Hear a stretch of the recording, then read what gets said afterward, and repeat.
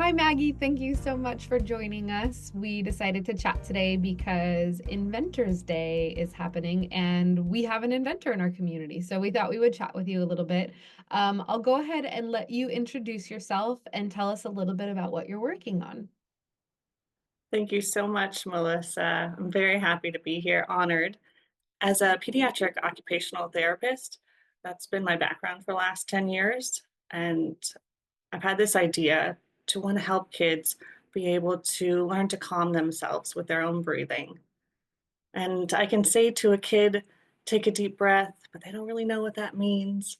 And I know some of the kids I would work with, they had a lot of trouble with even looking at someone in their face and copying their body movements. So I wanted to have a physical product that might help them, a handheld toy that would help them calm themselves with their breathing.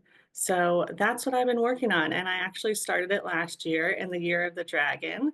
And so that all kind of seemed very meaningful to me. It was definitely a powerful year. And dragons have this great ability to use their fire breath. But I think, and we all can have that ability to be strong and passionate, but sometimes we need to help our nervous systems calm down a little bit. And that's when we can use our breathing to do that. And um, so anyway, the organization that I started was called Tarragon, and tarragon is an herb, but tarragon also really comes from meaning little dragon because the herb looks like little dragon. I've worked for the last 10 years either in homes of clients, in the schools, or in clinics.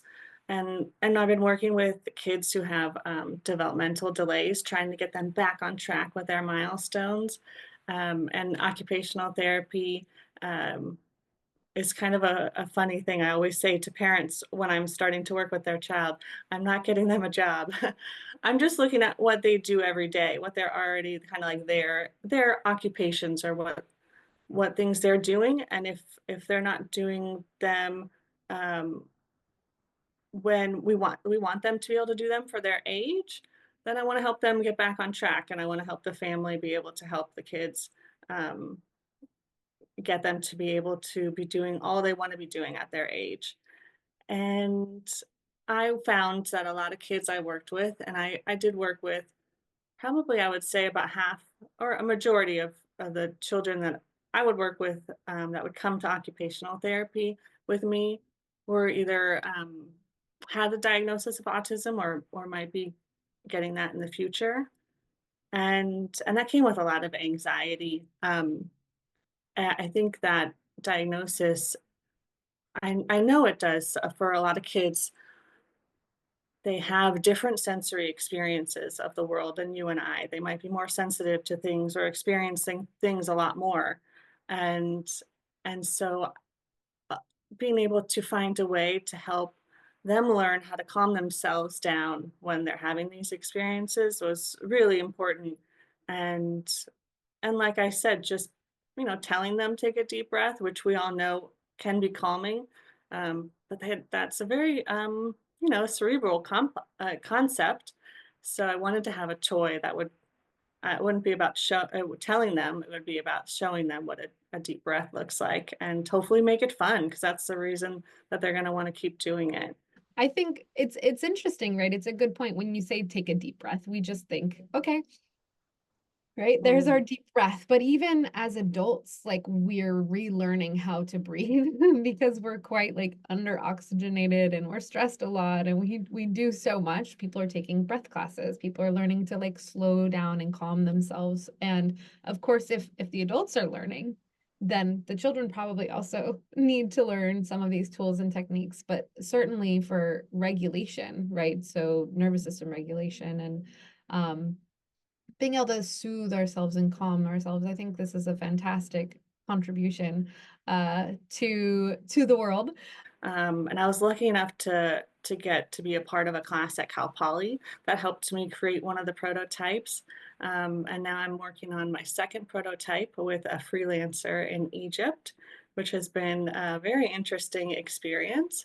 And then just recently, I got my first grant through just doing networking here in town. And there's been a lot of great resources in San Diego, actually. I've been able to use the 3D printers at the library to print some of the things that the freelancer has been coming up with. And so I've been able to try things out here while he's working on the design in Egypt, which is also amazing. I have been working on being comfortable with calling myself an inventor.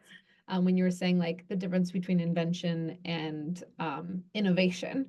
And Mm, here, invention is to produce something such as a useful device or process for the first time through the mm. use of imagination or of ingenious thinking and experiment. Because the experiment part, I definitely see as part of the inventor process, like the trial and error. And you already talked a little bit about how you're printing off a prototype and then you're trying that out. And I see people like in labs or in spaces and trying things and then going back and tweaking them a lot. So that definition seems to fit a little bit of my image of an inventor and the invention process. I'm lucky to call myself an inventor for now, and um, I'm enjoying the process. It's very interesting. Inventors Day is a kind of celebration of the contributions of inventors of the past. Are there any inventors who you've felt inspired by, or did the inspiration really come from the work you were doing in trying to solve this problem that you saw? The inspiration definitely for this product was and is the kids, and I'm so glad you brought that up about us as an adults too, and just the idea of what is a deep breath. And I would see the kids going like, and that's in a way, I mean, that's they're definitely breathing, but they're not breathing in a way that's going to calm their body. So, and then isn't it interesting how breathing, we just breathe automatically, and then we check in with ourselves or like stressed. Ooh, who haven't even thought about breathing in a while, and I can feel my heart racing and I can feel my breaths coming fast. But when we can then make it a conscious thing, that's when we can help calm ourselves down. And yeah, so it's just really bringing that mindfulness to the breath. That's a really something that's inspired me a lot. I've been learning much more about mindfulness as I've lived here in San Diego.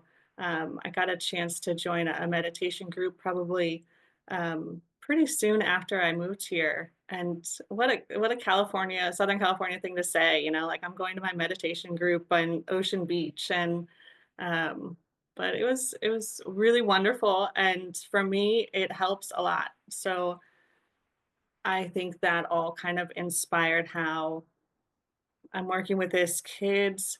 Um, I did join that meditation group, but I also did biofeedback, which is a very scientific, and I did that through my health insurance, um, scientific based, very much showing us how powerful the breath can be to our well-being. So, kind of had those three great influences. So, thank you for the question, because it was working with the kids, it was doing the meditation, and also just seeing the power of biofeedback.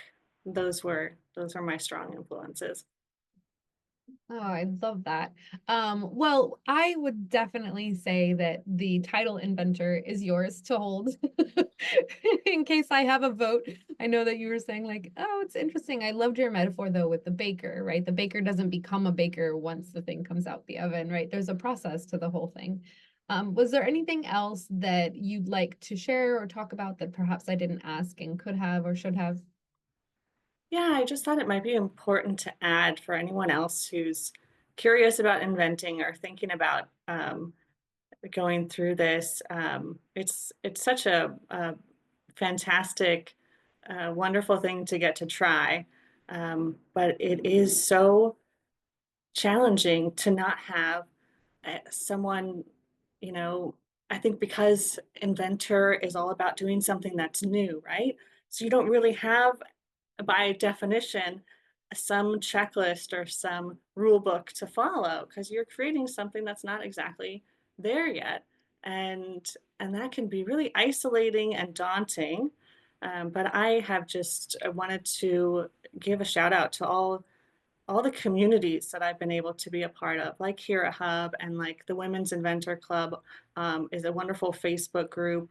Um, and even Felina last year in April, she encouraged me. There was this wonderful conference in Coronado of female inventors, and that was such an empowering thing to be a part of, because the one thing I've learned during this process is you just absolutely cannot do it alone.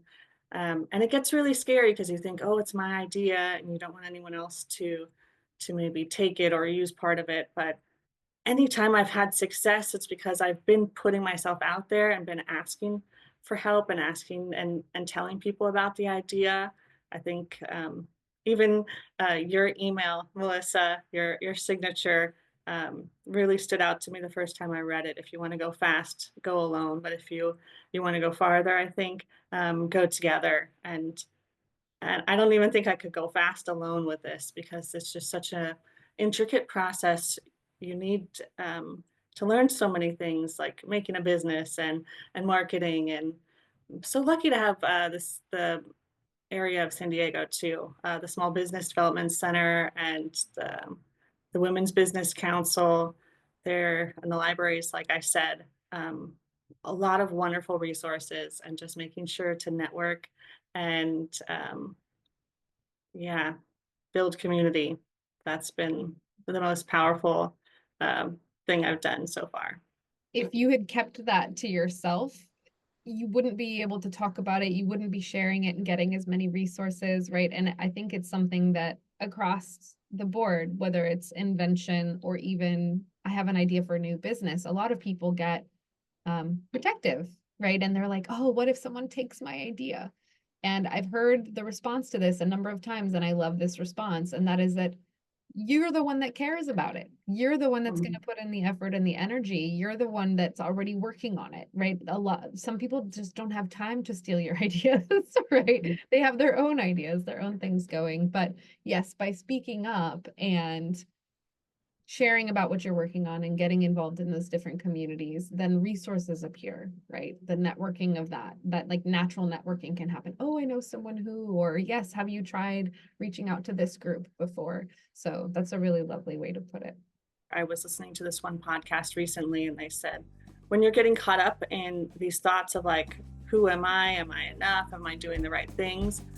Refocus on what you're doing at that exact moment. And what I've been doing for the last 6 months is working full time on this invention. So I am an inventor, and I'm very proud to say that for right now at this point in my life. That's what I'm doing, and I really thank you for this time to talk about it.